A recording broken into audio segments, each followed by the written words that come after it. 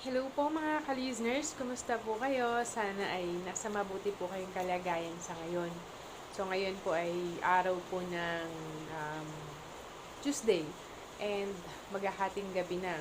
So medyo hindi po ako makatulog kasi nakatatlong kape ako maghapon. Una, nung naka-duty ako sa clinic. Tapos pangalawa, nung ano po, may nag-alok po sa akin yung pastor po namin.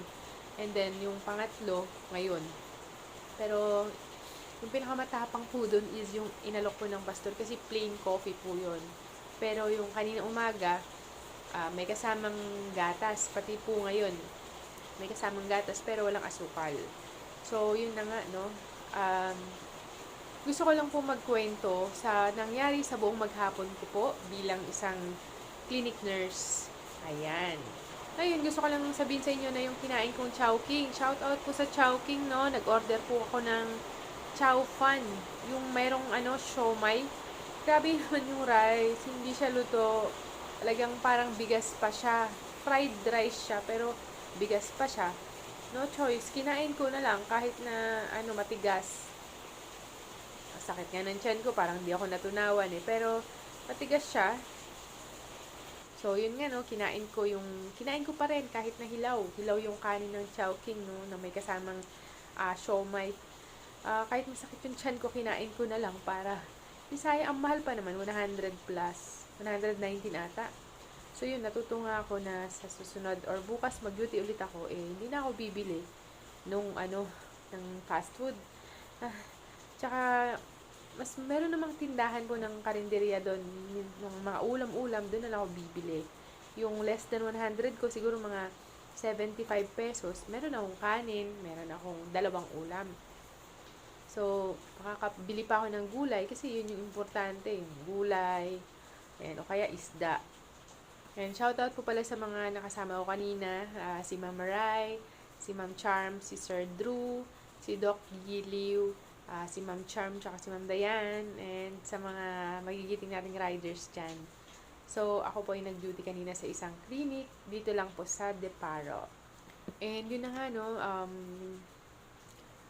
hanggang tanghali, halos wala kaming patient. No? Pero nung bandang alas 2 hanggang alas 5, may mga dumating din naman ng mga pasyente. So, siguro mga naka-11 po kami na pasyente na iba't iba ang kanilang mga naging complaint. So, inaalala ko, yung complaint po ng isa is yung namanhid yung mukha, ang taas ng BP, 160/90. Namamanhid po yung mukha, pinangiti ko siya, pero yung isa lang po yung nakangiti, yung isa wala talagang reaction. So, ayun, face drooping na lang inilagay ko doon sa chip complaint. Dinala ko kay Doc. Sabi ni Doc, kailangan niya na mapunta, magpa-check up sa hospital. Oo nga naman, baka mamaya signs of stroke na pala yan, no? Sintas din ng BP o kaya Bell's palsy. So, nagpa-laboratory na lang siya, kunin niya na lang yung result ng lalo na yung cholesterol level niya, baka o kaya yung mga triglyceride niya mataas, o kaya yun, baka yun, mataas ang, ayun nga, to consider stroke or Bell's palsy, ganun. Kasi kalahati ng mukha manhid. Next naman po, maalala ko may nagpa-check up si tatay. Emergency na yung kanyang kondisyon. Ang BP niya sa akin ay 180/90. Pero walang nararamdaman si tatay. So, ayun na nga. Inulit-ulit ko yung BP. Nag-190/120. Tapos naging pinakahuli kong BP sa kanya ay 170. Tandaan po natin, mga ka-listeners, pag ang BP natin ay 120/80, pag ang BP natin ay 180/120 and above, it's an emergency na po na dapat ay pumunta po kayo sa mga ospital, ha?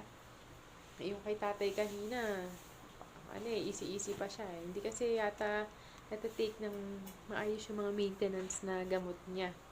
Okay, napakarami ng maintenance, hindi niya iniinom. Yun, tumaas ang BP. Tapos, naalala ko may nagpa-check up din, nahihirapan siyang lumunok, no? Kahit na gamot man lang, maski nga laway, nahihirapan siyang lumunok. So, taas din ang BP niya. Tapos, hirap siya magsalita. Ayun, ano nga ba yung ginawa ni Doc? Pinalaboratory niya na lang yata, and then, ayun, basta may mga nireseta siyang gamot. Okay, para sa kanya. Next naman po ay si Lola. Okay, mga ano lang, mga mild headache. Meron din kaming binipi na for pre-employment. Tapos, meron ding akong na dumating sa akin na parang ano lang, kati-kati. Rashes, itchiness, hindi malaman kung saan, anong dahilan ng kanyang pangate. So, maraming mga nagpa-check up. So, yun nga. Ano din, masaya. Masaya din naman mag-duty sa isang clinic kasi hindi ganun ka-toxic.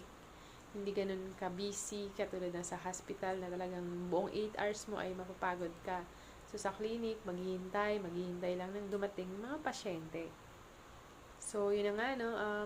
Maganda dun sa clinic namin kasi may sarili silang laboratory, may sarili silang ultrasound machine, x-ray machine, ECG. So, complete.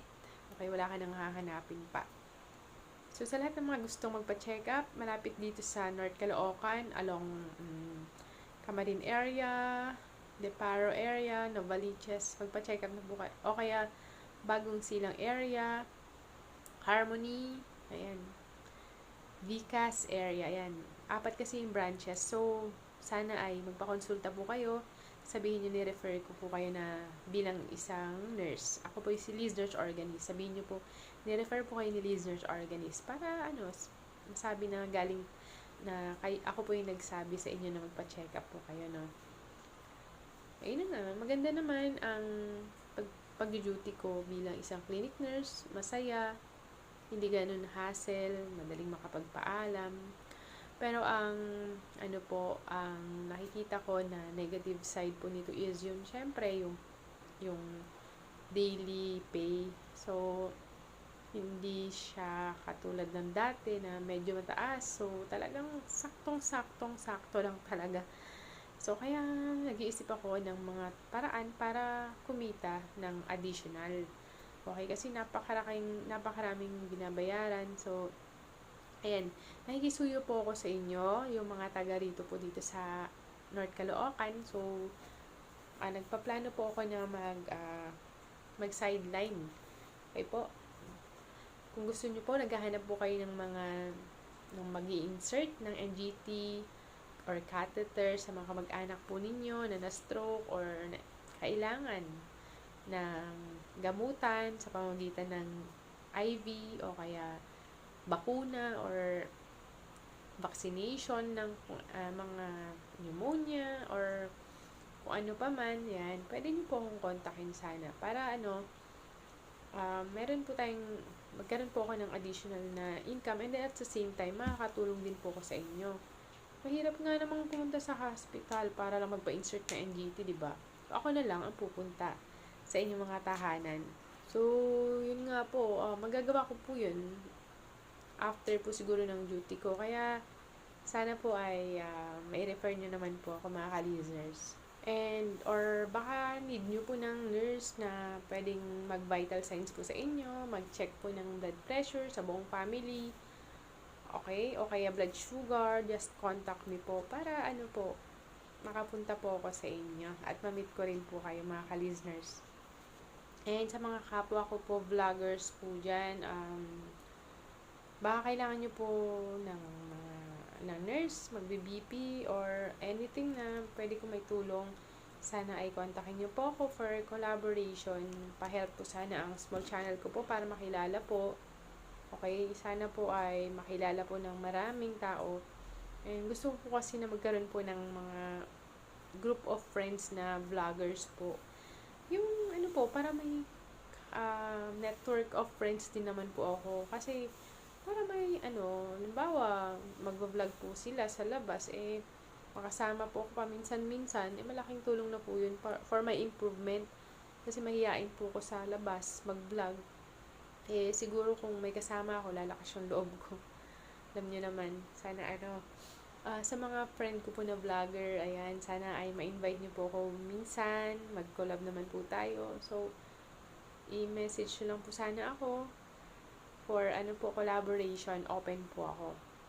Dami ko ang iniisip, naisip ko na nga lang, magtinda ako ng dishwashing. Maganda kaya yun mga ka-listeners kasi gusto kong mag-additional income. Gagawa ko ng dishwashing liquid para may additional income. Pero hindi ko alam kung paano magsisimula or yun. Naghahanap ako ng mga ways to earn more. Dami ko kasing kailangan supportahan. Ayan. Yung asawa ko pa, nag-aaral pa, nagbabayad pa ako ng tuition. Tuition fee.